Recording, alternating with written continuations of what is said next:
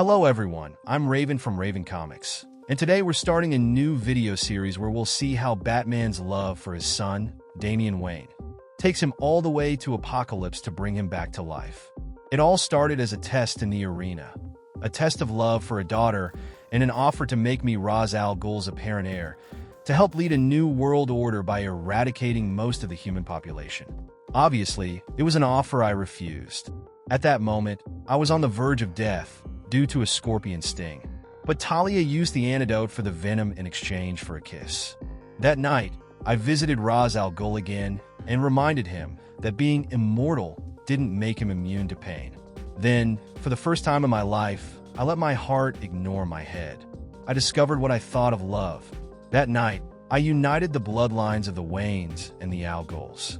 Later, I had a son, whom Talia raised on her private island, immersing him in the ways of war, molding him as a leader so that one day he would lead the League of Assassins. Unfortunately for her, her son, Damian Wayne, only thought of meeting his father. One day, we met, and since then, I have worked to separate him from all of his mother's teachings. The situation was complicated, and just when we were starting to grow closer, I died. Well, that's what everyone thought. Dick Grayson took on the mantle of Batman, and Damian joined him to fight against Dr. Hurt. Little by little, I made my way through time until I finally returned home to face a confused and angry young man. In one of our battles, the enemy pushed me to my limits, and Damian's solution was to kill him. My hopes of distancing Damian from his mother's teachings were fading. So, I tried to rebuild the family I had lost, and we dedicated ourselves to keeping Gotham City safe. Even so, I kept a close watch on Damian all this time. But Damian wasn't really evil. Secretly, he went into the sewers and found my mother's necklace. It brought a bright light into our lives and a bit of peace. Later, the Joker returned to ensure that peace wouldn't last. He shook the family's trust, and we still haven't recovered from it. Then the rain came, and Talia and Leviathan put us in a tight spot. Damian fought against the heretic. A 10-year-old boy decided to save his city and the people he learned to appreciate. Damian sacrificed himself, dying after being pierced by a sword. All I could do was arrive too late to hold him. Later, I defeated my son's killer, only to stare into the face of a clone. He was an unstoppable 2-meter-tall baby assassin controlled by Talia. Eventually, someone decided to end Talia with a bullet to her head. In the Batcave, I looked at Damian's lifeless body, realizing I had failed him in many ways. Well, that's what I believed. Damian had left a letter. His mother may have given him life, but his father taught him how to live. After this, I fell into darkness. I did things I'm not proud of. I pushed away the people who mattered most to me. That was until they showed me that no matter how many times you fight a loss, there's nothing you can do to change it. Then, Ra's al Ghul appeared, tearing open the scab on my soul and stealing Damian's body, along with Talia's. Which brings us to this place, the Himalayas, where it seems fitting for all this to end in the snow with a grand battle. We began in the Himalayas. Godfrey is with his army in front of Batman and Ra's al Ghul. The reason is that Batman has a small piece of the Chaos Stone. Batman says he's never heard of this stone. Maybe that name is unknown to the Bat. The stone was once larger and was known as the Fractured Crystal, capable of amplifying energy like nothing else in the universe. Batman doesn't actually have the stone. Ra's al Ghul was the one who took it and hid it inside the sarcophagus he built for Damian. Godfrey doesn't want to doubt his veracity, but he has detected a weak energy signature within one of those coffins. So, either Batman hands it over, or blood will be shed. Batman's team is at a disadvantage. Even so, he thinks he can send them back to Apokolips, just as they did with Darkseid before. Obviously, there's no coming to an agreement.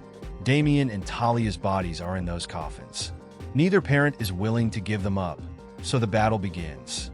Godfrey's army fights for Darkseid. Batman and Ra's al Ghul have no choice but to be allies for the moment. Godfrey grabs Batman by the neck and tells him that, no matter how hard he fights, he's no match for him. Batman pulls out one of his weapons and manages to strike him in the forehead. Meanwhile, Ra's al Ghul orders his league to form a line of fire around them. The demon's head commands it. One of the parademons reaches Damian's sarcophagus, grabs it, and starts to fly away. Batman asks Frankenstein for his sword, which he uses to cut off the parademon's arms. Everyone keeps pushing forward. Batman returns Frankenstein's sword. In the distance, Godfrey sends more parademons into the battle. The fight is extremely difficult, and Ra's al Ghul mentions that their numbers are rapidly dwindling. Batman asks him to guard the line around their children before he descends. Some parademons come from behind, attacking them and taking the two coffins along with Frankenstein. Batman asks Ra's al Ghul to hold onto one of them. Batman and Ra's al Ghul manage to hang onto the coffins. Meanwhile, two parademons take Frankenstein, tearing off one of his arms. They have no choice but to finish off these parademons using Frankenstein's sword. The battle continues in the sky. Ra's al Ghul makes the parademon carrying the coffin drop it, but another parademon attacks him with energy beams, causing both Ra's al Ghul and the coffin to fall at the same time. Meanwhile, Batman stabs another parademon in the eye. Batman takes down his opponent, and they all fall. The sarcophagus opens, and Batman sees the fragment of chaos. Batman now remembers. A demon god named Ko erased their memories. Superman was the one who shattered the large chaos crystal. There's more. Damian was the one who saved them. Suddenly, Batman is attacked from behind, and Godfrey takes the fragment. Only Lord Darkseid and his bloodline are allowed to touch the fragment. It's time to withdraw. They aren't just taking the fragment. The sarcophagus is going with them, as part of its energy remains within it. Godfrey is about to finish off Batman, but then someone freezes his weapon. The one responsible for this is Captain Cold. The Justice League is here, along with Lex Luthor and Captain Cold, attacking all the enemies present. Shazam takes Batman to a safe place and tells him they received a signal. The Bat doesn't need to worry. They've read the files and will wipe out all these guys. Aquaman also does his part. It's obvious these enemies didn't come in peace, but they can feel free to leave in pieces. Captain Cold recognizes the parademons from photos, but asks who the others are. Cyborg says it doesn't matter. What they need to do is defeat them right now. Godfrey knows that things have gotten too complicated. Therefore, it's time to retreat. Besides, they got what they came for. Godfrey gives the order and activates the mother boxes.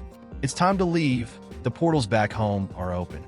Batman uses his grappling gun to latch onto Damian's sarcophagus.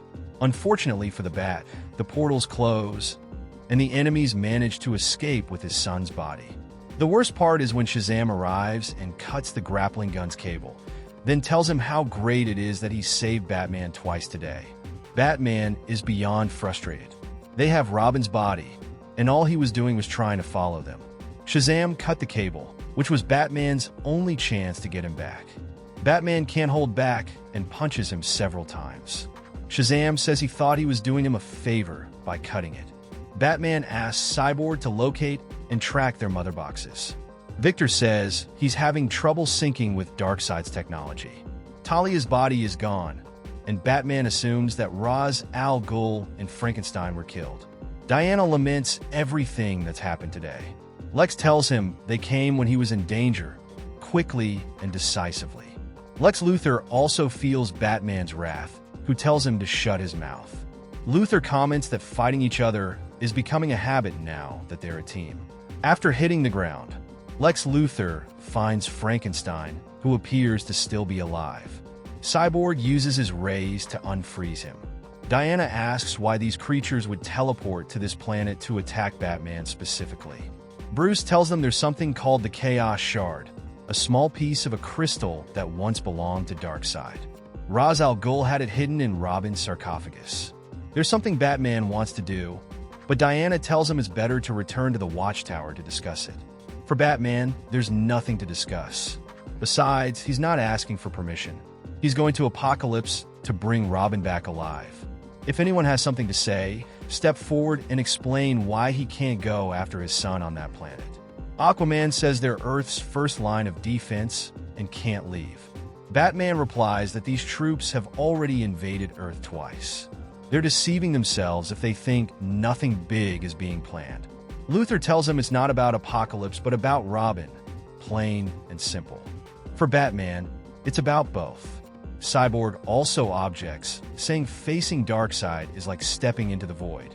Batman says that sometimes stepping into the void is the only choice. Batman activates a button, electrocuting Cyborg, then escapes. But that's not all. He also seems to have disabled the teleportation technology. Shazam wants to go after Batman. If he escaped the Watchtower, then he can handle this. Diana stops him, saying this isn't a fight club. Besides, Batman is a founding member of the Justice League, and Shazam is still new to the team. Meanwhile, Frankenstein leaves.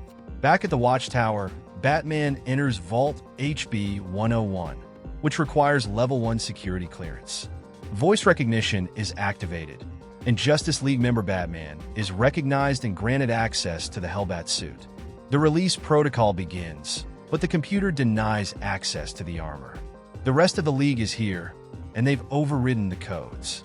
Aquaman tells him he can't go to a distant planet to play God. Batman asks why they all play God every day. A daughter's life is at stake. Everyone's opinions don't matter. Bringing Robin back is all that counts. He preserved and designed this suit solely for the purpose of going toe-to-toe with high-level threats in extreme battle scenarios. Diana tells him he built it with the League's help. This was a team project from start to finish. The Hellbat suit was forged in the sun by Superman. Each of them contributed with one single purpose, which Batman knows very well. The armor was created to keep Batman safe, since he's the only one without powers. The only one all flesh and bone in battle. Batman asks Cyborg to delete the override, but Victor says he can't. Captain Cold points his gun at him, and Batman asks if he really thought putting that gun to his head was a good idea. Batman takes the gun and freezes Cyborg's chest. Diana binds him with her lasso of truth. Shazam says if he has to punch him to protect him, so be it. Batman calms down and asks them to take their hands off him. He's tired of fighting. Aquaman asks if he's going to stand down. Batman just says he's tired. On Apokolips, Godfrey hands Calabac the fragment of the stone and the sarcophagus. After all, he keeps his promises. Calabac says that wasn't a promise, but an order he had to obey. Calabac asks why he's bringing him the sarcophagus. All they needed was the stone. Godfrey says it's because it's emitting a chaos-like energy, so he thought to bring it as well. Calabac is fine with that. After all, the Chaos Cannon will need all the power it can get. On Earth, Batman stands at Damian and Talia's graves. Superman arrives and apologizes for how things spiraled out of control. Batman acknowledges that what he did earlier was selfish. He must be crazy to have thought he could go alone to Apokolips against Darkseid. Superman imagines a father suffers sometimes. He won't interfere, but if Batman needs anything, he just has to ask.